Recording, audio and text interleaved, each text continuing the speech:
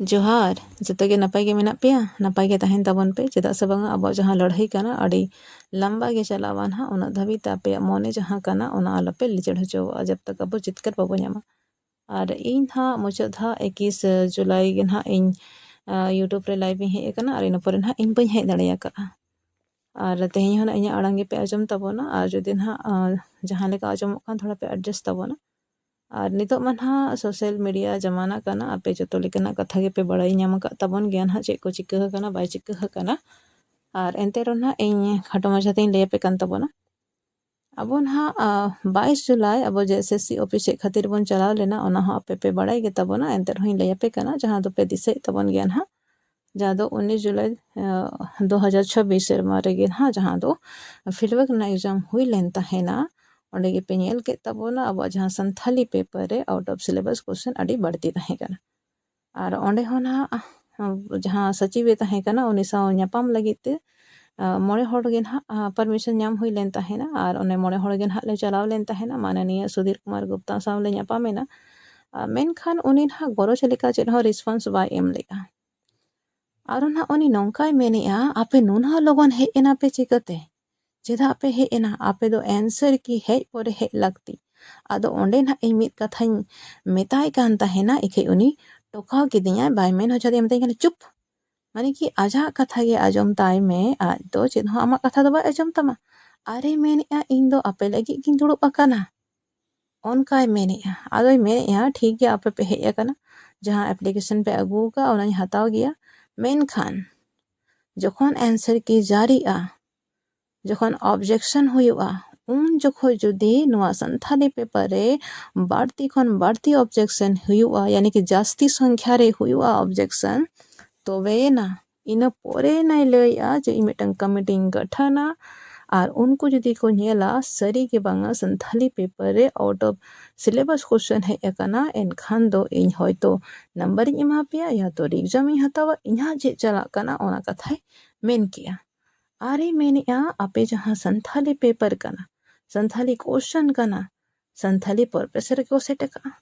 एटा को दो बाको सेट का से एटा खन दो बाको हेज कना ओना कथा उनी मेन काय और ना इन ले पे कना जहाँ लेका ए मेनेआ जे इन नंबर इन एमा पेया आपे पाले पे दिसे तबोना जहाँ दो 12 अप्रैल एक्साइज कांस्टेबल एग्जाम हुई लेन ताहेना ओना रहो पे नेल तबोना बा संथाली पेपर रे 15 plus out of syllabus question ताहे कना ओनाते बोनेला एक्साइज कांस्टेबल रहो अब संथाली पेपर ते बढ़ती सिलेक्शन बांग हुई कना बहुत गिना चुना गे या तो उनकन कैंडिडेट हुई कना जहाँ दो संथाली पेपर बांग दो का एटा पेपर हिंदी पेपर को दो का अब संथाली पेपर दो को बहुत कम गे हुई कना माने कि ना के बराबर अब बन बढ़ाया अब साथे बड़ी हुई कना और नुआ जहाँ बड़ी हुई कना नुआ तुलु जुदी अब आवाज बाबो उठवा बाबो विरोधा अब साथे जहाँ अन्याय हुई कना एनखान दो मांग हो नौका गे हुई का गे ताहेना आरो इन ले पे कना नुआ दो निय धाव गे बांगा से हाना एक्साइज समय गे बांगा ना दो मांग खोना यानी कि मांग दो मिटन क्वेश्चन आउट ऑफ सिलेबस ताहेना बारिया पिया पुनिया मोड़े गोटे 10 गोटांग उनका ताहेना ओंडे को नेल के बना नुको चेन हो बाको मेनेआ ओना तेगे नितो दो हद को पारम किया आपे पे नेला एक्साइज रे 15 प्लस ताहे कना और नितो पे नेले जहाँ दो आपे पे नेले तबोना जहाँ दो 44 क्वेश्चन मेना यानी कि अब जुदी नितो बाबो सुधर हचया नेक्स्ट टाइम दो पे नेला पूरा आउट ऑफ सिलेबस क्वेश्चन के सोरे सो ताहेना या तो मिट बार क्वेश्चन ताहेना सिलेबस खोना एनखान अब फाइट दाबड़ बन चिकते अब चाकरी बन हता दाड़े चिकते अब दो मना रे को साइड का बना षड्यंत्र यंत्र लेकाते और ओनाते अब जो हर जुमिद हुई तबोना जुमिद कते जहाँ अब संथाली पेपर साला खिलवाड़ हुई कना ओना बन सौधर हजोया और ना जो हर जुमिद कते गे हुआ और नोआ दो ना इन ले पे कना जुदी जुदी अब नितो बाबो जहाँ लका इन ले पे नितो बाबो सुधर हजोया एनखान मना नंका गे हुआ और नेल अब ना अब संथाली जहाँ गिद्र कना को उनको दोनों बाको कमजोरा कि एटा पेपर हता के सिलेक्शन बाको हता दड़ेया मेनखान नो दो अब संथाली आड़ांग का जहाँ दो अब आयो आड़ांग कान तबोना आयो आड़ांग पारसी कान तबोना तेहेñ अब आयो आड़ांग जहाँ पारसी कना ओना सावते बड़ी हुयुग कना ओना सावते नाहाचार हुयुग कना ओना बन बागी आ चिकते ओना बन बागी आ चिकते ओना बागी कते एटा पेपर हता बन चिकते ᱱᱚᱣᱟ ᱫᱚ ᱟᱵᱚ ᱥᱚᱵᱷᱤᱢᱟᱱ ᱨᱮᱱᱟᱜ ᱠᱟᱛᱷᱟ ᱦᱩᱭᱩᱜᱼᱟ, ᱟᱵᱚ ᱞᱟᱡᱟᱣ ᱯᱟᱲᱟ ᱨᱮᱱᱟᱜ ᱠᱟᱛᱷᱟ ᱦᱩᱭᱩᱜᱼᱟ, ᱟᱵᱚᱣᱟᱜ ᱵᱷᱟষᱟ, ᱟᱵᱚᱣᱟᱜ ᱡᱟᱦᱟᱸ ᱯᱟᱹᱨᱥᱤ ᱠᱟᱱᱟ ᱚᱱᱟ ᱛᱩᱞᱩᱡ ᱟᱵᱚ ᱥᱟᱶᱛᱮ ᱱᱟᱦᱟᱪᱟᱨ ᱦᱩᱭᱩᱜ ᱠᱟᱱᱟ, ᱵᱟᱹᱲᱤᱡ ᱦᱩᱭᱩᱜ ᱠᱟᱱᱟ, ᱟᱨ ᱟᱵᱚ ᱚᱱᱟ ᱵᱟᱵᱚ ᱥᱩᱫᱷᱟᱹᱨ ᱫᱟᱲᱮᱭᱟᱜ ᱠᱟᱱᱟ। ᱟᱨ ᱚᱱᱟ ᱞᱟᱹᱜᱤᱫ te ᱟᱵᱚ ᱡᱚᱛᱚ ᱦᱚᱲ ᱡᱩᱢᱤᱫ ᱦᱩᱭᱩᱜ ᱫᱚᱨᱠᱟর, ᱟᱨ ᱡᱩᱢᱤᱫ ᱠᱟᱛᱮ ᱱᱚᱣᱟ ᱡᱟᱦᱟᱸ ᱟᱵᱚ ᱡᱟᱦᱟᱸ ᱟᱭᱳ ᱟᱲᱟᱝ ᱠᱟᱱᱟ, ᱟᱭᱳ ᱯᱟᱹᱨᱥᱤ ᱠᱟᱱ ᱛᱟᱵᱚᱱᱟ, ᱱᱚᱣᱟ ᱟᱵᱚ ᱱᱚᱣᱟ ᱥᱟᱞᱟᱜ ᱟᱵᱚ ᱵᱟᱹᱲᱤᱡ ᱵᱟᱵᱚ ᱦᱩᱭ ᱦᱚᱪᱚᱣᱟᱜᱼᱟ, ᱚᱱᱟᱵᱚᱱ ᱥᱩᱫᱷᱟᱹᱨ ᱦᱚᱪᱚ ᱠᱚᱣᱟ। ᱟᱨ ᱱᱚᱣᱟ ᱦᱚᱸ ᱯᱮ ᱧᱮᱞᱟ ᱱᱟᱦᱟᱜ ᱟᱵᱚ ᱛᱟᱞᱟᱨᱮᱱ ᱵᱟᱭᱨᱤ ᱠᱟᱱ ᱜᱮᱭᱟ ᱠᱚ, ᱟᱵᱚ ᱛᱟᱞᱟᱨᱮᱱ ᱵᱟᱭᱨᱤ ᱠᱟᱱ ᱜᱮᱭᱟ ᱠᱚ। ᱥᱮᱫᱟᱭ ᱪᱮᱫ ᱞᱮᱠᱟ ᱥᱤᱫᱩ ᱠᱟᱹᱱᱦᱩ, ᱪᱟᱸᱫᱽ ᱵᱷᱟᱭᱨᱚ ᱥᱮ ᱛᱤᱞᱠᱟᱹ ᱢᱟᱹᱡᱷᱤ, ᱰᱤᱵᱟᱹ ᱠᱤᱥᱩᱱ ᱛᱟᱠᱚ ᱪᱮᱫ ᱞᱮᱠᱟ ᱩᱱᱠᱩ ᱦᱚᱸ ᱱᱟᱦᱟᱜ ᱟᱵᱚ ᱛᱟᱞᱟ ᱨᱮᱜᱮ ᱡᱟᱦᱟᱸᱭ 1-2 টাকা ᱯᱩᱭᱥᱟᱹ ᱞᱟᱹᱜᱤᱫ ᱠᱚ ᱥᱟᱵ ᱦᱚᱪᱚ ᱞᱮᱫ ᱠᱚᱣᱟ, ᱱᱤᱛᱚᱜ ᱦᱚᱸ ᱟᱵᱚ ᱥᱟᱶᱛᱮ ᱱᱚᱣᱟ ᱜᱮ ᱦᱩᱭᱩᱜ ᱠᱟᱱᱟ। ᱟᱵᱚ ᱱᱚᱣᱟ ᱵᱚᱱ ᱥᱩᱫᱷᱟᱹᱨ ᱦᱚᱪᱚᱭ ᱜᱮᱭᱟ ᱡᱚᱛᱚ ᱦᱚᱲ ᱡᱩᱢᱤᱫ ᱠᱟᱛᱮ, ᱟᱯᱮ ᱯᱮ ᱡᱩᱢᱤᱫᱚᱜ ᱛᱟᱵᱚᱱᱟ। ᱟᱯᱮ ᱱᱟᱦᱟᱜ ᱟᱨᱚᱧ ᱞᱟᱹᱭ ᱟᱯᱮ ᱠᱟᱱᱟ ᱩᱭᱦᱟᱹᱨ ᱞᱮᱠᱟᱛᱮ, ᱚᱱᱟ ᱫᱤᱱ ᱫᱚ ᱱᱟᱦᱟᱜ ᱯᱟᱞᱮ ᱛᱤᱥ ᱦᱚᱸ ᱵᱟᱯᱮ ᱦᱤᱲᱤᱧ ᱫᱟᱲᱮᱭᱟᱜᱼᱟ, ᱡᱟᱦᱟᱸ ᱫᱚ रविवार 19 जुलाई 2026 ᱚᱠᱛᱚ 11:30 बजे ᱠᱷᱚᱱ 1:30 बजे हाबिज बांग पे हिड़िᱧ आकाद आर बांग पे हिड़िᱧ दाड़ेयागᱼा। पाले नोंका बुझाᱹग कान ताहेना ओका एग्जाम हॉल रे दुड़ुब हुई आकाना, तायम देसे बाड़ायोग काना यूजीसी नेट पीजी लेवल जहाँ दो यूपीएससी लेवल खाना क्वेश्चन है एकाना भला आम दो चिकतेम बनाव दाड़ेयागᱼा, 10th लेवल सिलेबस पढ़ाव काते चिकतेम बनाव दाड़ेयागᱼा। ओनागे ओंडे आबो लेखा लेखाते तायम तेबो नेल केआ जे 40 गोटांग क्वेश्चन जहाँ दो काना आउट ऑफ सिलेबस क्वेश्चन काना, 4 गोटांग क्वेश्चन नोंका ताहे काना, ओका दो क्वेश्चन गे रंग गया, ओका दो ऑप्शन गे रंग गया, जतो लेकाते बो नेल के जहाँ 44 क्वेश्चन 44 क्वेश्चन मेन दो 132 नंबर अब तायम रे मेना बोना। मिटंग गिद्रा सिलेक्शन लगी ते मिटंग स्टूडेंट सिलेक्शन लगी ते 1 नंबर हो अड़ी माने दोहोयाय, और अब मा नुना तायम रे मेना बोना, अब चिकाते सिलेक्शन मन हता दाड़ेयागᱼा। ओकारे एटा पेपर को दो 90 95 96 97 प्लस पेपर 2 रे तको हेज अकाना, और अब मा मांग रे बन बहरेयना, मांग रे बन बहरेयना, ओने बाको लेया सूझबूझ साजिश षड्यंत्र काते अब दो मेरिट लिस्ट खोना को बाहर केत बोना मांग रेगे। सेदाय से नहा हो चेक लेका हासा माटी जायगा जमीन करे चाबायेत बोना, ओंडे मोने तको बांग मानाव लेनते तो चाकरी रे तको मेन डांग काना, नवा चाकरी हो करे जेत बोना। सेदाय चेक लेका कोड़ा कुड़ियाते लड़ाई लेनते को जितकर लेना, उनका आबो हो नितो जहाँ एग्जाम पे ओलका चाहे बापे ओलका से भविष्य पे ओलना, गिद्रा पिद्रा को ओल गया तपेया ना से ओल गया को ना से आबोरिन बोया मिश्रा को हो को ओल गया ना, और ओनाते आपे जतो होड़ पे जुमिदो ताबोना। नवा दो एकला वा लड़ाई दो बांग काना, जतो होड़ा लड़ाई काना, जतो होड़ सावते के जुमिद काते नवा रे आबो भागीदार बन हतावा, भागीदारी बन हतावा। आबो बाड़ाई गया आबो झारखंड रे 33 गोटांग जनजाति मेना कुआ, और ओना जनजाति मध्य रे जहाँ संथाल काना बोन, अब संथाल काना बोन, अब जतो खना बाड़ती मेना बोना, टॉप रे मेना बोना, और अब तेहें अब भाषा सावते अब आयो आड़ांग अब आयो पारसी सावते जहाँ नाहाचार हुयुग काना बाबो वंचाव दाड़ेयागᱼा, एनखान दो अड़ी लजाव पड़ा रना कथा काना, अड़ी लजाव पड़ा रना कथा। और नवा दो नाह लैया पे काना सुमुंग एग्जाम रे दो हाबिज दो बचुआना, सुमुंग एग्जाम हाबिज दो बांग काना, नोंका ते दो अब साहेद जहाँ तीना हरा बुरु काना से हरा बुरु कान ताहेना ओना हबन आद चाबाया, अब साहेद अब अस्तित्व अब उपरुम जतवा चाबा ताबोना। जहाँ लेकाते लैया पे नोंका ते दो जहाँ अब जहाँ संथाली पारसी बांग सेना सना कोआ उनको को हिरकवा, उनको बाको सेणाया, यानी कि अब संथाल समाज आदो ताबोना, उनको ओंडे खना को संगिñoa, अब मिद दिन दो अब उपरुम बाबो ñama। ओनातेगे नतो हर जतो जुमिद कते नो अब बांचाव दरकार, ओनागिन लैया अब अदो सुमुंग एग्जाम दो बांगा, नदा अब सामहेद रे हो अड़ी बाड़ी ऑर्सोंग पड़ाव काना, और नो जतो हर तेबन सुधरा। और जहाँ लेका सचिव साहेब पे मेन किया जे नोआ पेपर दो आपे संथाली प्रोफेसर की को सेट करा, अदो उनको लगे बार कथा इन मेंशन आइन कना। आपे मापे चाकरी कान गया, मेनखान पठो को आपे या हासा माटी से चाकरी मा बांग को कोयत पिया, चेद आपे या सिलेबस रेना नॉलेज बांग ताहे काना, से नोआ रंगाव तापे ताहे काना संथाली पटुआ को चाकरी आलो को हता दड़ेया मा, आलो को चाकरी मा उनको तो चास बास रेगे को ताहेन मा। आपे आपे खातिर ते तेहें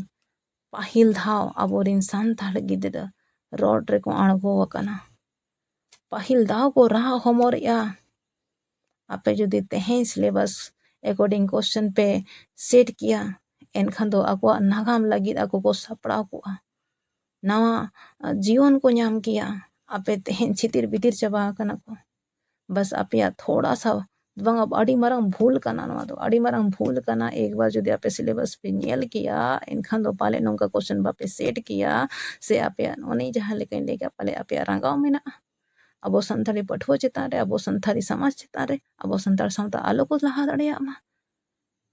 आपे पे लहावा कान तबोना आपे पे लहावा कना तायम रिन पा अयुर तरा को तबे तो अब संतार सावता तबोन मा लहा अबोरिन संथाली पठुआ को मांग सेट को चलाव दाड़ेया और आबोगे जुदी अबोरिन पठुआ आबोगे जुदी अबोरिन दुश्मन बन बेनावा एनखान दो अब सावता अबोरिन पठुआ तीसों से अबोरिन गिद्रा पिद्रा तीसों मांग से बाको लहा दाड़ेया अबोरिन संथाली गिद्रा तीसों मांग से बाको लहा दाड़ेया जुदी आबोगे बायरी बन तिंगुना चिदा बांग पे बुझावेदा चिदा बांग पे बुझावेया नवा दुनिया रे जायजुग लगी तो कोई हम बांग को हेय अकना आर बांग को ताहेना ओनाते मानवतन दिगंबर हंसताय ओला कथा माड़घाटी अनल बाले पे दिसई तबोना मानवी जन्म दो जोतो जन्म खोना सेना सोनत जन्म कना आडी कपालिनी जीवी गे मानवी जन्म दो हताव दाड़ेया मानवी जन्म रेना रस्का उन रे बुझाआ जखन मानवी नीत धिनंग नेतार आखिर उयहर काते रे कामिया आर जायजुग लगिद आकोआ nyutum kami लेकाते को सदर उदुग काते को तिंगु कुआ मेनखान तेहें दो आबो दो चेद बोन चिकाइया चेद पे चिकाइया आबो दो आबोरिन गे बायरी बोन बेनाव कना उनका बोन बेनाव लेखान आबो तीस माना से बाबो लहा दाड़ेया और आबो जुदी नोंका बोन कामिया ओने बाको लिया आम जुदी सावता लगी नपाय बाम कामी दाड़ेया एनखान दो मा बाड़ी कामी लगी हो कोनो हक दो बचु तमा आम नपाय बाम कामी दाड़ेया बाड़ी हो अलम कामिया जायहोक आबो मन हा जेएसएससी गे ना एग्जाम में हताव का ओने गे बोन बड़ाया आबो मन हा बाबो बड़ाया कोई ताहे कना बाय ताहे कना ओना दो ना बाबो बड़ाया मेनखान आबो दो जेएसएससी के बड़ाया उनी के एग्जाम में कंटेंट का उनी के एग्जाम में हताव का उनी के बोन मेताया और उनी के आबो हा और मिटे कथा लैया पे कना आबो दो ना जहां पूरा एग्जाम कैंसिल से पूरा रद्द रेना कथा दो बांग कना आबो दो सुमुंग जहां संथाली पेपर 2 कना ओना जांच हुयुआ जांच कते और ओना रद्द कते ओना दो एग्जाम हुई दरकार हुई होचो हुयुआ और ओना हो जखन दुबारा री एग्जाम हुयुआ ओना हो सिलेबस अनुरूप के हुई दरकार ना कि जहां माम तहां सिलेबस की अकॉर्डिंग के हुई दरकार बाखान सिलेबस एम कते तालेम आचुरे लिया आलेम गुमरावे लिया और आम दो मेरे का रकम क्वेश्चन एम कुली कना और आमा मन मानी बांग चलाआ नितो आम नोआ रे न्याय आले दरकार गे और आले नोआ ले लड़ाव गया और नितो जुदी अब बाबा सुधारा एनकान भविष्य रे नोआ दो अब शांति होया का गे ताहेना ओनाते जमितो तबन पे जतो हर तबन लड़ाईआ जहां अब आयो अड़ांग कना आयो पारसी कान तबना नोआ बन बांचा बाबरिन संथाली पठो को जहां को मेना को नुको अब मांग से लहाव लगी ते अब जतो हर जुमित कते गे बन लहाव को और अब ओने बाको रे जुमित रे जतो खना बढ़ती दाड़े दो मेना आना अपेठेन नेहर ताहेन कना चेदा से बांगा ने तो ना आयमा दिन को पारमो कना और 6 तारीख होना गे ना मानसून सतर्कता को मेना जहां तीना नोकल विधायक को मेना को उनको को सला पे ᱧᱟᱯᱟᱢ नो इदी कते ना पे विज्ञापन पे एमा को तबोना और एनखान दो आको ओंडे अब जहां कथा कना ओना को रकाब दाड़ेया जेमन होते परिवेशी मुम दो भोड़ागुड़ा होइना नोते पटका होइना घाटसिला होइना नोआ को दो ना होई सते कना आरो आयमा जायगा रे हुयु कान गिया होया कागे मेना जहां करे बांग हुई कना ओना दो थोड़ा लोगन पे कुरुमुटुई तबोना और ना राजपाल साव होना ᱧᱟᱯᱟᱢ हुई कना और नोआ रे ना जहां डॉक्टर सत्यनारायण मुर्मू ना अड़ी उनी होते तेगे ना ᱧᱟᱯᱟᱢ हुई कान ताहेना उनकिन हो अड़ी आयमा आयमा सराविन चालाकिन कना नोंका गे जुदी अब जतो हड़ बड़ो सपोर्ट काते अबोआ जहां हुयुक कना नाहाजार ओना जुदी बोन विरोधा एनखान दो अब निहत अब नोआरे न्याय बोन नाम गया पारंगत बोन नाम गया और अब बोन बड़ाई गया अब जतो खना मारांग ओया बाको लिया अब संताड़ हुई कते अब संताड़ हपन हुई कते रहो अब माननीय हेमंत सोरेन मुख्यमंत्री अब तेहें गिद्रवा दुख बाय आजोमेया अब गिद्रो साव बाय ᱧᱟᱯᱟᱢ कना गिद्रो साव बाय ᱧᱟᱯᱟᱢ कना उनको दुख कथा बाय आजोमेया इखै बाय आजोमाय रहो अब गार्जियन कना उनी बोन आजोम होचोया चिकते आय बाय आजोमा आदो चेद अबिन दो ᱟᱹᱵᱤᱱᱟᱜ ᱡᱚᱠᱷᱚᱱ ᱫᱚᱨᱠᱟᱨᱚᱜᱼᱟ ᱩᱱ ᱥᱚᱢᱚᱭ ᱜᱮ ᱟᱹᱵᱤᱱ ᱫᱚ ᱟᱞᱮ ᱫᱚᱯᱮ ᱪᱤᱱᱦᱟᱹᱣᱮᱭᱟ ᱟᱨ ᱢᱤᱫ ᱫᱷᱟᱣ ᱟᱹᱵᱤᱱᱟᱜ ᱡᱟᱦᱟᱸ ᱠᱩᱠᱢᱩ ᱯᱩᱨᱟᱹᱣᱮᱱᱟ ᱟᱫᱚ ᱢᱟᱱᱮ ᱵᱟᱠᱚ ᱞᱟᱹᱭᱟ ᱟᱢ ᱫᱚᱢ ᱚᱠᱚᱭ ᱠᱟᱱᱟ ᱥᱮ ᱟᱯᱮ ᱫᱚᱯᱮ ᱚᱠᱚᱭ ᱠᱟᱱᱟ ᱚᱱᱠᱟ ᱫᱚ ᱵᱟᱝᱟ ᱟᱹᱵᱤᱱ ᱟᱸᱡᱚᱢ ᱛᱮᱜᱮ ᱦᱩᱭᱩᱜ ᱛᱟᱵᱤᱱᱟ ᱢᱟᱱᱱᱤᱭᱟ ᱦᱮᱢᱚᱱᱛ ᱥᱚᱨᱮᱱ ᱟᱹᱵᱤᱱ ᱡᱟᱦᱟᱸ ᱦᱩᱭᱩᱜ ᱠᱟᱱ ᱱᱚᱰᱮ ᱨᱟᱡᱽ ᱨᱮ ᱱᱩᱠᱩ ᱜᱤᱫᱽᱨᱟᱹ ᱥᱟᱶᱛᱮ ᱡᱟᱦᱟᱸᱭ ᱵᱷᱚᱵᱤᱥᱥᱚ ᱠᱟᱱᱟ ᱠᱚ ᱱᱟᱜᱟᱢ ᱨᱮᱱ ᱵᱷᱚᱵᱤᱥᱥᱚ ᱠᱟᱱᱟ ᱠᱚ ᱩᱱᱠᱩ ᱥᱟᱞᱟᱜ ᱡᱩᱫᱤ ᱠᱷᱮᱲᱣᱟᱲ ᱦᱩᱭᱩᱜᱼᱟ ᱩᱱᱠᱩ ᱜᱮ ᱡᱩᱫᱤ ᱵᱚᱱ ᱨᱟᱜ ᱦᱚᱪᱚ ᱠᱚᱣᱟ ᱮᱱᱠᱷᱟᱱ ᱫᱚ ᱟᱵᱚᱣᱟᱜ ᱨᱟᱡᱽ ᱞᱟᱦᱟᱜᱼᱟ ᱪᱤᱠᱟᱹᱛᱮ ᱟᱵᱚᱣᱟᱜ ᱥᱟᱶᱛᱟ ᱥᱚᱢᱟᱡᱽ ᱞᱟᱦᱟᱜᱼᱟ ᱪᱤᱠᱟᱹᱛᱮ ᱚᱱᱟ ᱛᱮᱜᱮ ᱢᱩᱠᱷᱭᱚ ᱢᱚᱱᱛᱨᱤ ᱦᱚᱸᱵᱚᱱ ᱟᱸᱡᱚᱢ ᱦᱚᱪᱚᱭᱮᱭᱟ ᱟᱨ ᱱᱚᱣᱟ ᱠᱚᱫᱚ ᱵᱟᱭ ᱤᱱᱟᱹᱯᱟ ᱱᱚᱣᱟ ᱠᱚ ᱡᱟᱦᱟᱸ ᱛᱤᱱᱟᱹᱜ ᱵᱚᱱ ᱧᱮᱞ ᱠᱮᱜᱼᱟ ᱢᱚᱱᱛᱨᱤ ᱦᱩᱭᱱᱟ ᱥᱮ ᱱᱚᱣᱟ ᱠᱚᱫᱚ ᱵᱟᱭ ᱤᱱᱟᱹᱯᱟ ᱟᱵᱚᱣᱟᱜ ᱡᱟᱦᱟᱸ ᱟᱥᱚᱞ ᱠᱟᱹᱢᱤ ᱠᱟᱱᱟ ᱚᱱᱟ ᱫᱚ हाईकोर्ट कना अब दो हाईकोर्ट रेबन केस लेना नोआ रे दो अब न्याय बन ᱧᱟᱢᱟ हाईकोर्ट रेबन केस लेना अब न्याय बन ᱧᱟᱢᱟ और नोआ दो नेलाबन जहां हाईकोर्ट रे केस रेना कथा कना नोआ दो जतो हड़ा लड़ाई कना नोआ दो अब सावता समाज रेना लड़ाई कान तबोना जतो हड़ जुमित कते गे नोआ दो बन लहा और बन बड़ाई गया हाईकोर्ट रे केस लेखान दो पैसा टका हो लगा गया और नोआ हो जतो हड़ गड़ो सपोर्ट कते गे ना बन लहाव दाड़ेया तबे ना अब बन जितकरोआ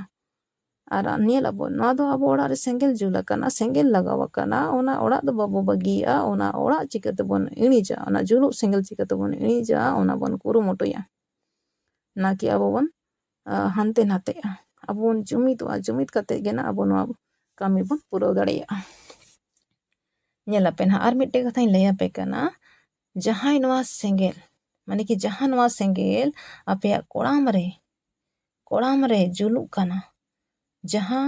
जहां सेंगेल आपे कोड़ाम रे जुलुक कना ओना सेंगेल दो आलो पेणी अचोवा तीन भूर आबो नुआ रे न्याय बाबो ᱧᱟᱢᱟ और बांग खान दो जुलुक कान जहां जुलुक कान ओड़ा सेंगेल दो बांग बोन इणी दाड़ेया तीसो बांग बोन इणी दाड़ेया ओनाते बाको ले जुमित के जतो खना मांग दारे कना मिटंग ना लांगड़े सेरें कते दो बኝ आजम पे कना लई ते कते ना इन लई पे कना जहां दो स्कूल बड़ा रेगे ना सेरें हुई लेन तहना आपे गोरते पे आजम तबना ना नोआ ना मेहनत पे बुझाव तबना एभिनो पे एहो खेरवार बंशो एभिनो पे एहो खेरवार बंशो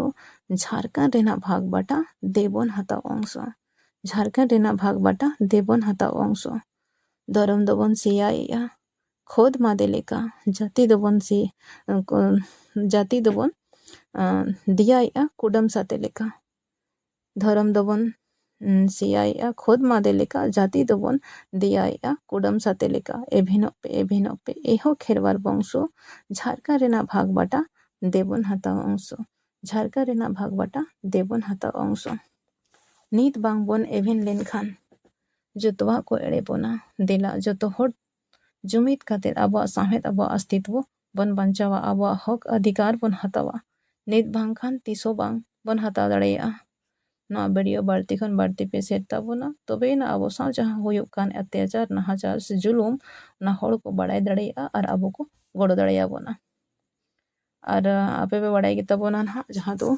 5 अगस्त ना अब जमशेदपुर रे रैली मेना ओना रे हो आपे